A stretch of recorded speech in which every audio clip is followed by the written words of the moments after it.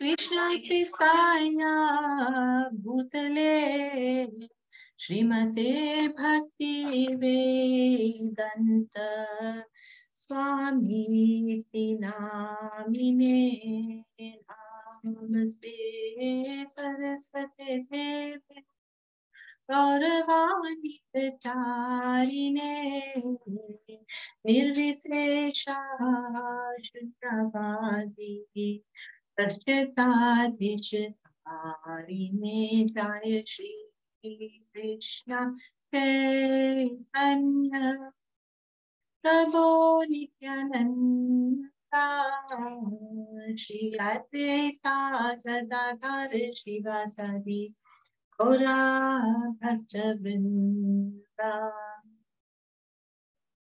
Hare Krishna,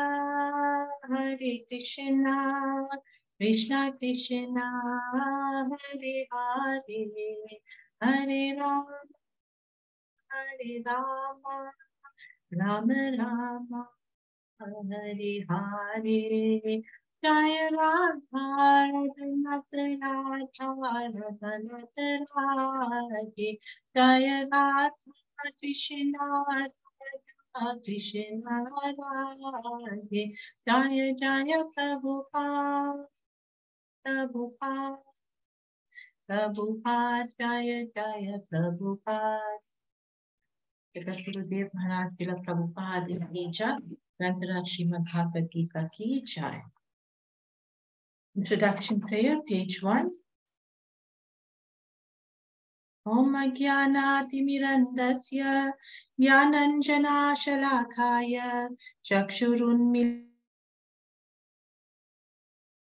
Yena Tasmai Shri Gurave Namaha. Shri Chaitanya Manobhishtam Stapitam Yena Bhutale Swayam Rupa Kadamayam Dadati Svapadantikam Vandeham Shri Guru Shri Yutapada Kamalam Shri Gurun Vaishnavamscha Shri Rupam Sagrajatam Sahagana Raghunathan Vitam Tam Sajivam Sadvaitam Savadutam Parijana Sahitam Krishna Chaitanya Devam Shri Radha Krishna Padan Sahagana Lalita Shri Vishakhan Vitamscha He Krishna Karuna Sindhu Dina Bandhu Jagatpate Gopesha Gopika Kanta Shri Radha Kanta Namostute Sapta Kanchana Gaurangi Radhe Vrinda Vrindeshwari Vrishabhanu Sute Devi Pranamami Hari Priye Shri Krishna Chaitanya Prabhu Nityananda Shri Advaita Gadadhar Shri Vasadi Gaur Bhakta Vrinda Hare Krishna Krishna Krishna Hare Hare Hare Rama Rama Rama Hare Hare. Om Namo Bhagavate Vasudevaya. Om Namo Bhagavate Vasudevaya. Om Namo Bhagavate Vasudevaya. Shalina Mataji. Hare Krishna. I was born in the darkest ignorance, and my spiritual master opened my eyes with the torch of knowledge. I offer my respectful obeisances unto him. When will Srila Rupa Goswami Prabhupada, who has established within this material world the mission to fulfill the desire of Lord Chaitanya, give me shelter under his lotus feet? I offer my respectful obeisances unto the lotus feet of my spiritual master and unto the feet of all Vaishnavas. I offer my respectful obeisances unto the lotus feet of Srila Rupa Goswami, along with his elder brother Sanatana Goswami, as well as Raghunatha Dasa and Raghunatha Bhatta, Gopala Bhatta, and Srila Jiva Goswami. I offer my respectful obeisances to Lord Krishna Chaitanya and Lord Nityananda, along with Advaita Acharya, Gadadhara, Srivasa, and other associates. I offer my respectful obeisances to Srimati Radharani and Sri Krishna, along with their associates, Sri Lalita and Vishaka. O my dear Krishna, you are the friend of the distressed and the source of creation. You are the master of the gopis and the lover of Radharani. I offer my respectful obeisances unto you. I offer my respects to Radharani, whose bodily complexion is like molten gold, and who is the queen of Vrindavan. You are the daughter of King Vrishabhanu, and you are very dear to Lord Krishna. I offer my respectful obeisances unto all the Vaishnava devotees of the Lord. They can fulfill the desires of everyone, just like desire trees, and they are full of compassion for the fallen souls. I offer my obeisances to Sri Krishna Chaitanya, Prabhu Nityananda, Sri Advaita, Gadadhara, Sri Vasa, and all others in the line of devotion. Hare Krishna. Hare Krishna. Thank you, Shalina Matiji. So we'll just brief through quickly the previous lesson, which was the beginning of chapter 5, right? As requested by Paramatma Prabhu. Okay, so in that previous lesson, we touched base on how we concluded chapter 4. In chapter 4, Krishna started revealing the transcendental knowledge, and he progressed thereafter. He prepared Arjuna, or in other words, he prepared us for receiving more knowledge and techniques in reaching who? In reaching him. And he finally, we also touched base on chapter 11. I quoted 2 verses from there, and I said that Krishna revealed his universal form in chapter 11, and there's specific references, verse number 37 and 38 in chapter 11, where the fact that Krishna is the Supreme Personality of Godhead is supported in them. If you read those verses, you will hear how Arjuna addresses the Lord. All right. And then we opened up chapter 5, verse 1, where Arjuna was very, very confused, right? Arjuna asked Krishna, Krishna basically advised Arjuna to work in devotion. And he said to Krishna that, first of all, you asked me to renounce work, and then you recommend me to work in devotion. Now he asked Krishna, tell me which is more beneficial, because now I am confused. Right? Do I renounce work, or do I work? Do I work in devotion? What do I do? And you'll also notice that Prabhupada elaborated on this at the end of the 4th chapter. Prabhupada said that the Lord advised Krishna to wake up, Arjuna to wake up and fight, being situated in perfect knowledge. Therefore, by simultaneously stressing the importance of both work in devotion and inaction in knowledge, Krishna has perplexed Arjuna and confused his determination. Right? And what happened there is, it appears that Arjuna understood that work in full knowledge is non-reactive and therefore the same as inaction. He inquired, therefore, whether he should cease work altogether. That was his question. He wanted to know if he should cease work altogether or if he should work with full knowledge. Right? And then Krishna went on to clarify Arjuna's doubts. And Krishna then said that renunciation of work, or giving up work, and work in devotion are both good for liberation. But he said of the two, work in devotional service was better than renunciation of work. Work in devotional service was better than giving up work altogether, renunciation of work, right? And then Prabhupada said more on this in his purport, clarified the differences, and he went on to say that renunciation without Krishna consciousness is incomplete. So what Prabhupada said is that basically Gyan, or work in full knowledge, renunciation of work, is not sufficient for liberation. He said that one had to act on the status of the spirit soul. Otherwise, there is no escape of material bondage. What Prabhupada said is basically that work or action in Krishna consciousness, in other words, devotional service, right, automatically helps one escape the result of fruitive action, so that one need not descend to the material platform. So over and over again, Krishna has said that work in devotion is better, or devotional service is better. And Prabhupada has clarified that for us in his purport, saying that whatever work we do, we have to give up the fruits of, or attachment to the fruits of that work. And that kind of work is called Krishna consciousness or devotional service. That makes you a Krishna conscious, right? And then what happened is, Prabhupada also said at some point that renunciation is only complete when it is in knowledge that everything in existence belongs to the Lord and that no one should claim proprietorship of everything. Because we got to understand that everything is Krishna's property. And when you are of that understanding, then you are called a person in knowledge. Okay. What else? Then Krishna went on to say that one who neither hates nor desires the fruits of his activities. This is in 5.3.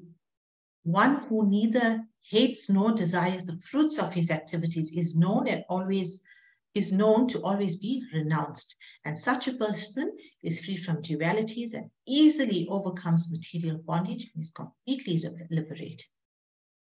Right? And he also, Prabhupada warned us to not about the concept of oneness with Krishna. And he said, this is incorrect to think that you are one with Krishna because the part cannot be the whole. And I remember using this example of an apple. If you take a whole apple and cut it and take a piece out, you cannot say that this piece is the entire apple, only part of it. Likewise, we jivas are part and parcels of Krishna. There can never be a thing called oneness with God. You can't be one with God. God is God, you are you. Right? So basically, in a nutshell, that's where we were at. And Krishna is going to continue now to speak about clarify Arjuna's doubt, right? About working knowledge and devotional service. And see, Arjuna thought that by renouncing work, he misunderstood it. He thought that he just needed to give up this fighting spirit and go and meditate in the forest. But Krishna said, no, stand up and fight. And that's where the doubt came in. And then Krishna started explaining to Arjuna that he's got to stand up and fight because that kind of work is actually not renunciation. It is renunciation of work because he won't be, it is renunciation of work because he won't be attached to the results of it. He should not be attached to the results of it. He should be only standing up and fighting because it is an instruction from Krishna, 1. And 2, because it is his duty. And 3, because we are not the bodies and the soul. So therefore, he will not be killing those people that he is seeing standing in front of him because their souls within their hearts will exit the body and enter into a new body. It will transmigrate. So that's what it was, the first few verses of chapter 5. And then we can proceed with today's lesson. Everybody clear on that? Can we proceed with today's lesson? It's just a brief. We okay? Yes, Maji, thank you. Okay. Right, so today we're on chapter 7. Chapter 5, verse 7. Right, we're going to attempt to do a few verses. Hare Krishna, Krishna Krishna, Hare Hare, Hare Rama, Rama Rama, Hare Hare. Yoga Yukto Vishuddhatma, Vijitatma Jitendriya, Sarva Bhutatma Bhutatma, Kurvannapi na lipyate. Hare Krishna, Krishna Krishna, Hare Hare, Hare Rama, Rama Rama, Hare Hare. So now, one who works in devotion, who is a pure soul and who controls his mind and senses is dear to everyone, and everyone is dear to him. Though always working, such a man is never entangled. So Srila Prabhupada's purport. One who is on the path of liberation by Krishna consciousness is very dear to every living being, and every living being is dear to him. This is due to Krishna consciousness. Such a person cannot think of any living being as separate from Krishna, just as the leaves and branches of a tree are not separate from the tree. He knows very well that by pouring water on the root of the tree, the water will be distributed to all the leaves and branches, or by supplying food to the stomach, the energy is automatically distributed throughout the body. Because one who works in Krishna consciousness is a servant to all, he is very dear to everyone. And because everyone is satisfied by his work, he is pure in consciousness. Because he is pure in consciousness, his mind is completely controlled. And because his mind is completely controlled, his senses are also controlled. Because his mind is always fixed on Krishna, there is no chance of his being deviated from Krishna, nor is there a chance that he will engage his senses in matters other than the service of the Lord. So you see this process, step by step, how it takes one to the point of where he does not engage his senses in mundane matters, right?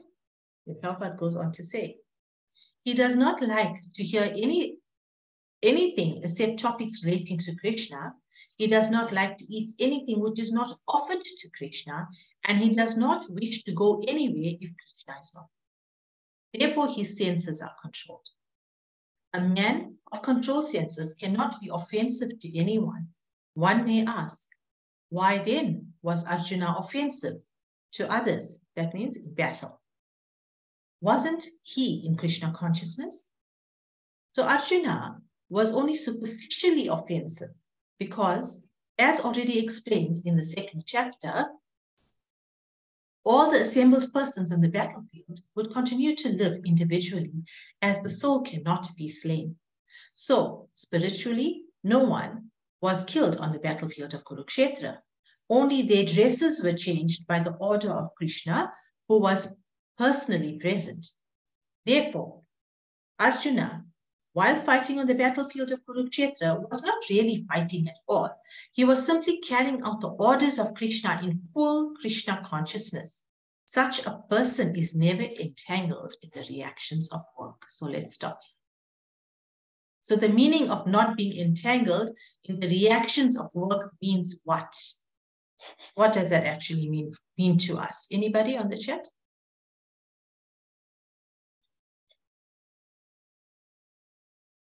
See, Krishna says, I didn't hear the question. Krishna says here in his verse, though always working, such a man is never entangled. And then Prabhupada says at the end of his purport here that Arjuna was simply carrying on orders of Krishna in full Krishna consciousness. Such a person is never entangled in the reactions of work. So what does it mean for us? What does it mean if we say a person is never entangled in reactions of work? What kind of person is never entangled in the reactions of work? Someone who's equipoised. Yes. More?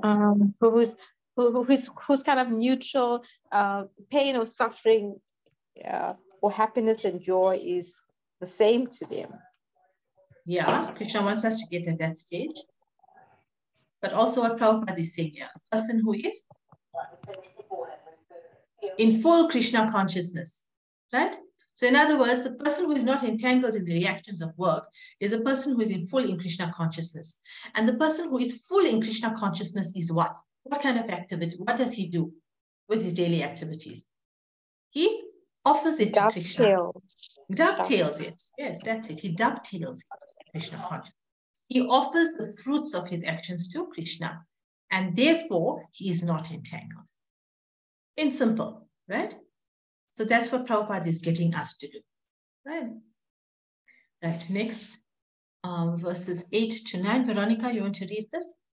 Hare Krishna, Mataji. Sorry, Salina Mataji.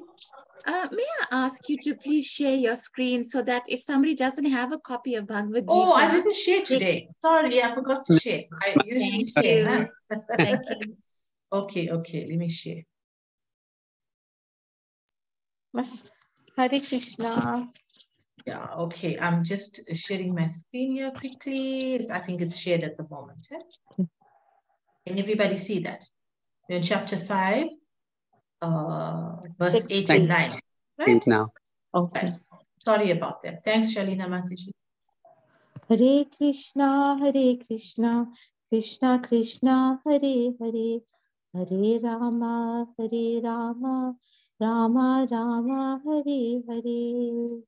Neva kinchit karomiti yukto manyeta tatvavit pasyan srinvan srisan shikran asnan gachan svapan svasan pralapan visrajan grahanan onmishan nimishan api indriya nidriyarteshu Vartanta iti dharayan. Thank you. A person in the divine consciousness, although engaged in seeing, hearing, touching, smelling, eating, moving about, sleeping and breathing, always knows within himself that he actually does nothing at all.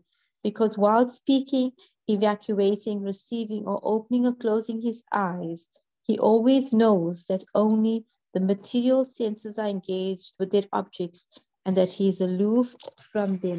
Purport by Srila Prabhupada. A person in Krishna consciousness is pure in his existence, and consequently he has nothing to do with any work which depends upon 5 immediate and remote causes: the doer, the work, the situation, the endeavor, and fortune. This is because he's engaged in the loving transcendental service of Krishna. Although he appears to be acting with his body and senses, he's always conscious of his actual position, which is spiritual engagement.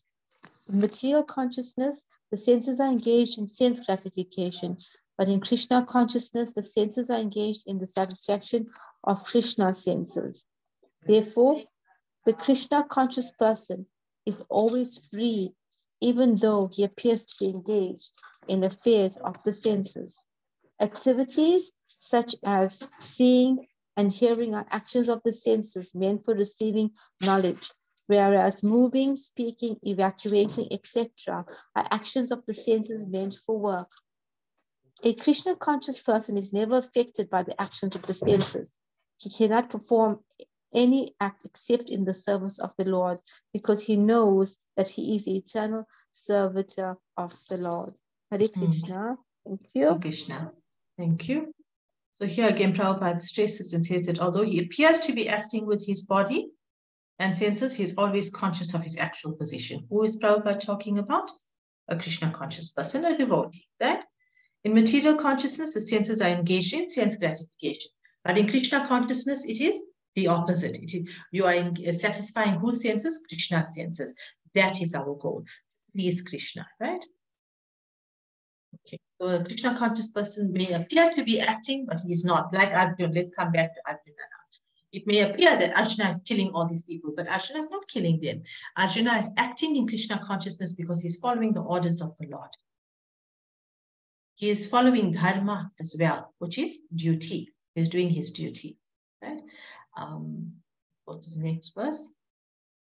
5:10. Kadruta Mataji, you'd like to read for us? Hare Krishna, Hare Krishna, Hare Krishna, Krishna Krishna, Hare Hare, Hare Rama, Rama Rama, Hare Hare. Brahmaniya daya karmani sangam tyaktva karotiya dipyatena sapapena padma patram iva bhavsam. One who performs his duty without attachment, surrendering the results unto the Supreme Lord, is unaffected by sinful action, as a lotus leaf is untouched by water. Purport by Srila Prabhupada. Here Brahmani means in Krishna consciousness. The material world is a sum total manifestation of the 3 modes of material nature, technically called the pradana. The Vedic hymns Sarvam by Sarvam hi etam etad brahma Madhya Mandukya Upanishad 2nd. Tasmad tad brahmanama rupam anamam cha jayate. Mundaka Upanishad 119. And in the Bhagavad Gita 14.3, Mama Yanir Mahad Brahma indicates that everything is a material world, is a manifestation of Brahma. And also the effects are differently manifested, they are non-different from the cause. In the Upanishad, it is said that everything is related to the Supreme Brahman or Krishna, and thus everything belongs to him only. One who knows perfectly well that everything belongs to Krishna, that he is the proprietor of everything, and that therefore everything engaged in the service of the Lord naturally has nothing to do with the results of his activities, whether virtuous or sinful. Even one's material body being a gift of the Lord for carrying out a particular type of action can be engaged in Krishna consciousness. It is then beyond contamination by sinful reactions. Exactly as the lotus leaf, though remaining in the water, is not wet. The Lord also says in the Gita 3:30, Maya Sarvani Karmani Sanyasya, resign all works into me, Krishna. The conclusion is that a person without Krishna consciousness acts according to the concept of the material body and senses, but a person in Krishna consciousness acts according to the knowledge that the body is a property of Krishna and should therefore be engaged in the service of Krishna. Thank you. Hare Krishna. Thank you, Kadruta Mataji. Hare Krishna. Okay, so again, Krishna stresses on the point that we should perform our duty, must perform our duties, but how? Without attachment. And what further? Surrender the results to him, right? And such a person is unaffected by a sinful action. And he uses this nice analogy that if you act in such a way, then you'll be like a lotus leaf that is untouched by water. So we can, that's a nice analogy. And pradhan here means the sum total of three modes of material nature. So the three modes of material nature are goodness, that's sattvic gun, passion, which is raja gun or rajasic gun, and ignorance, which is tamo gun or tamas, right? So those are the three modes that are referred to here. Right? We have three modes of material nature, it's that. And later on in Bhagavad Gita, we will learn more about the three modes of material nature. And Krishna will tell us how everything is governed by three modes of material nature. You know, even what you eat is governed by three modes of material nature. Your behavior, everything. So we'll learn more about that later. Right. Now,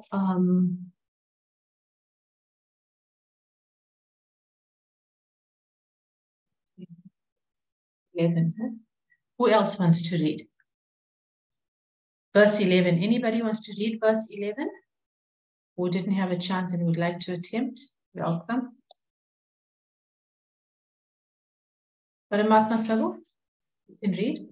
Hi, Krishna Maji. Text 11. Kayena manasa buddhya kevale indraye api yogina karma kurvanti sangam tyaktvatma sudayahe. The yogis, abandoning attachment, act with body, mind, intelligence, and even with the senses, only for the purpose of purification. Purport by His Divine Grace, A.C. Bhaktivedanta Swami Prabhupada. When one acts in Krishna consciousness for the satisfaction of the senses of Krishna, any action, whether of the body, mind, intelligence, or even the senses, is purified of material contamination. There are no material reactions resulting from the activities of a Krishna conscious person. Therefore, purified activities, which are generally called Sat Achara, can be easily performed by acting in Krishna consciousness. Sri Rupa Goswami in his Bhakti Rasamrita Sindhu 1.2.187 describes this as follows. Ihya yasya hare dasya karmana manasa gira nikelasva api avasyasu jivan muktasa ukchate. A person acting in Krishna consciousness, or in other words, in the service of Krishna, with his body, mind, intelligence, and words, is a liberated person, even within the material world. Although he may be engaged in many so-called material activities, he has no false ego, for he does not believe that he is this material body or that he possesses the body. He knows that he is not this body and that this body does not belong to him. He himself belongs to Krishna, and the body too belongs to Krishna. When he applies everything produced of the body, mind, intelligence, words, life, wealth, etc., whatever he may have within his possessions to Krishna's service, he is at once dovetailed with Krishna. He is one with Krishna and is devoid of the false ego that leads one to believe that he is the body, etc. This is the perfect stage of Krishna consciousness. Hare Krishna, thank you, Maji. Thank you, Prabhu. Right. So he's devoid of false ego that leads one to believe that he is the body. So if one believes that he is the body, then he has false ego. Right? The opposite of that is a perfect stage of Krishna consciousness. So you've got to understand that, not the body, it's the soul. But here, see, Prabhupada says here, when one acts in Krishna consciousness for the satisfaction of the senses of Krishna, then in the previous verse as well, he spoke about that. When you act for the satisfaction of Krishna's senses, when you act to please Krishna with everything that you have, then you are purified of material contamination. You are then acting in a spiritual manner. And therefore, such a person will not be affected by what? By any contamination or by any results. He will have no reaction to whatever he's doing because his activities are now spiritualized. He's not doing it for his own personal gain, in other words. Right. So let's discuss this. See, importantly here, Prabhupada tells us this body even doesn't belong to us. This body also belongs to Krishna. Now, Vaishnava devotees will be familiar with the 12 markings that they put on the body, right? Of tilak, one on the forehead. You know, and you say different mantras, Om Keshavaya Namaha, Om Narayana Namaha, you do on the tummy, the chest, different markings on the body. And when you do these markings on the body, you are basically invoking and saying to the Lord, I understand that this body is your temple. So this body itself is the temple of the Lord. Why? The Lord resides where? In your heart, in the chambers of your heart. Doesn't he? We spoke about this in the early chapters of Bhagavad Gita. The Lord is seated in the heart, in the chambers of the heart, together with you, the soul. So it's a soul and a super soul, like two birds sitting on a tree. Right? And therefore, I thought about this when I was reading this purport and wanted to share. You often hear people say, do not cross over somebody's body. It's a child or anybody sitting on the floor. You don't cross over his or her leg or his or her body. And often we may not understand why. As little children, parents say, don't cross over that child's leg or that child's body. Why, you may ask? And back in the days, sometimes adults, just to keep the child quiet or maybe didn't understand, will say, because it's bad luck. It's not bad luck, it's disrespect. One is just disrespectful, right? Because it's no manners. But more importantly and deeper than that, it's because the Lord is seated within our hearts. Isn't it? And earlier on in the earlier verses, what did Prabhupada say? That a devotee sees Krishna in everyone and everything. So if you're crossing over somebody else's body, you are disrespecting the Lord himself because he's seated within that person's heart. Okay. So this body belongs to Krishna. Also, we need to understand from a practical point of view, that even our offsprings, our children, belong to Krishna. And they are here placed in our custody for a temporary period of time. And therefore, we have to do our utmost best to help them cross over this material platform. Let them realize teach them. It's our duty as well to teach them God consciousness, to teach them that this life is temporary and there's more life after death. But we don't want a material form after death to come back here. We need to tell them that this human form of life is a very big gift from the Lord, and due to your good karma after millions and millions of birth. And we've been given intelligence in the human form of life, and therefore this intelligence in this life must be used for God consciousness to escape this repeated cycle of birth and death, to attain what kind of life after death? Spiritual life. Attain a spiritual body and go back home, back to Godhead. So we have a duty to our children. Our children, I would say in inverted commas. Because these children too, these jivas in these children's bodies and their bodies all belong to Krishna. We need to look at it in this light. We need to understand it in this light. Yes, we have attachment to them, and yes, we should have attachment to them because it is natural.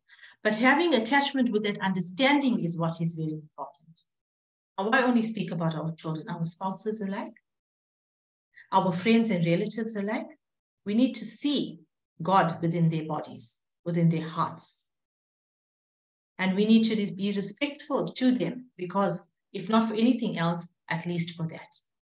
And we need not lose sight of our duties towards them, our parents, our wives, our children, our husbands, our friends, our relatives. We need not lose sight of our duties towards them. As Krishna says, we have to do our duty. This entire Bhagavad Gita is encouraging Arjuna to do his duty, stand up and fight Arjuna, because it is your duty. But then he says, Arjuna, do it without being attached. Do it offering all the results of your actions and duties to me. So that's what we need to take from Bhagavad Gita as well. Do our duties to everybody else, but offer the results to Krishna. Don't do it for any reward, for any recognition. Okay, so that's quite an important verse. Anybody else wants to read? 12. I'll read it. Hare Krishna, Krishna Krishna, Hare Hare, Hare Rama, Rama Rama, Hare Hare. Yuktaha karma phalam tyagva chantim apnoti naishtikim ayuktaha kama karena phale sakto nibhadyate. Hare Krishna, Krishna Krishna, Hare Hare, Hare Rama, Rama Rama, Hare Hare. The steadily devoted soul attains unadulterated peace, because he offers the result of all activities to me, whereas a person who is not in union with the divine, who is greedy of the fruits of his labor, becomes entangled. Again, Krishna is saying it. You don't offer the fruits, you are greedy, you become entangled, bound to material. You offer the fruits, then you are a divine person. So Prabhupada says in his purport, the difference between a person in Krishna consciousness and a person in bodily consciousness is that the former, that means a person in bodily consciousness, the person in Krishna consciousness is attached to Krishna, whereas the latter, the person in bodily consciousness, is attached to what? To the results of his activity. He is materially inclined. The person who is attached to Krishna and works for him only is certainly a liberated person, and he has no anxiety over the results of his work. In the Bhagavatam, the cause of anxiety over the result of an activity is explained as being one's functioning in the concept of duality, that is, without knowledge of the Absolute. Krishna is the Supreme Absolute Truth, the personality of Godhead. In Krishna consciousness, there is no duality. All that exists is the product of Krishna's energy, and Krishna is all good. Therefore, activities in Krishna consciousness are on the absolute plane. They are transcendental and have no material effect. One is therefore filled with peace in Krishna consciousness, but one who is entangled in profit calculation for sense gratification cannot have that peace. This is the secret of Krishna consciousness.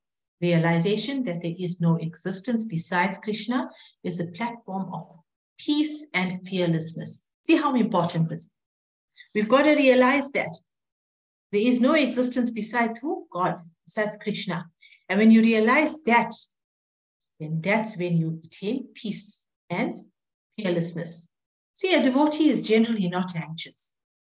Notice in this day and age how anxious people are. They are so anxious on a daily basis, going out, working so hard, worrying about achieving that material goal, achieving that promotion, achieving loads and loads of money, big bank balances, achieving this big goal of leading a high lifestyle. Such people are consciously anxious. They're always worried about what if I lose my material opulence? What if somebody steals my material position in the workplace? What if my child, whatever, doesn't excel in his studies? And what if my child doesn't become the doctor that I always wanted him to become? Materially, very, very materially contaminated people are always anxious. But if you live that life knowing that everyone and everything belongs to Krishna, including yourself and your children, and you act and do every activity dovetailing it to Krishna consciousness, realizing that there is no other existence besides Krishna, then such a person becomes peaceful and fearless. Now, these are also qualities of one of the 224 qualities of a devotee: fearlessness and peacefulness. Right? Halam tyaktva shantim apnoti naishtikim. That I pulled out that from this verse here that Krishna just said. It refers to one who gives up results of his activities, achieves peace. That's what. So tyaktva halam. You must give up the fruits of those activities, the results of those activities. And such a person achieves peace. So that is the secret ingredient of achieving that peace. To give it up. Don't be attached to those fruits.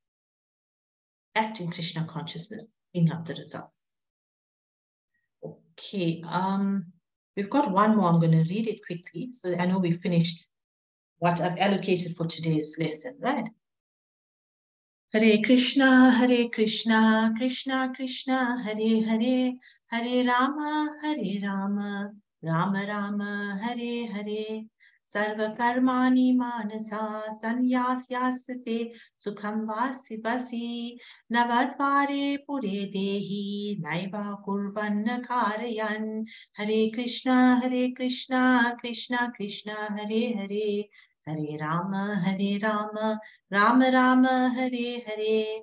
When the embodied living being controls his nature and mentally renounces all actions, he resides happily in the city of 9 gates, neither working nor causing work to be done. This city of 9 gates refers to the material body. Let's see what Prabhupada says in this purport. The embodied soul lives in the city of 9 gates. The activities of the body or the figurative city of the body are conducted automatically by its particular modes of nature. The soul, although subjecting himself to the conditions of the body, can be beyond those conditions if he so desires. Owing only to forgetfulness of his superior nature, he identifies with the material body and therefore, by Krishna consciousness, he can revive his real position and thus come out of his embodiment. Therefore, when one takes to Krishna consciousness, one at once becomes completely aloof from from bodily activities in such a controlled life, which his deliberations are changed. He lives happily within the city of 9 gates. 9 gates are mentioned as follows.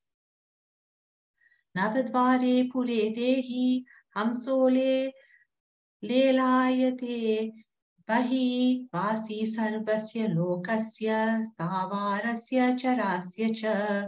The Supreme Personality of Godhead, who is living within the body of the living entity, is a controller of all living entities all over the universe.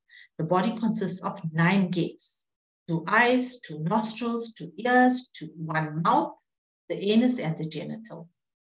The living entity in his conditioned state identifies himself with the body, but when he identifies himself with the Lord within himself, he becomes just as free as the Lord, even while in the body. This is quoted from the Vetasvatara Upanishad 3.8.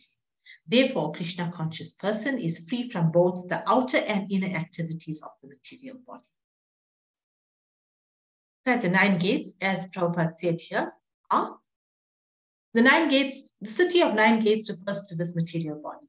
It's called the city of 9 gates because the 9 gates are the 2 eyes, the 2 ears, 2 nostrils, 1 mouth, innocent genitals. And what are we meant to use these 9 gates for? For Krishna consciousness. We are meant to engage all these senses in serving Krishna. In serving Krishna, right? Okay. I think we can stop here now and take some questions. I'm going to stop the recording so we can get into a discussion until next week.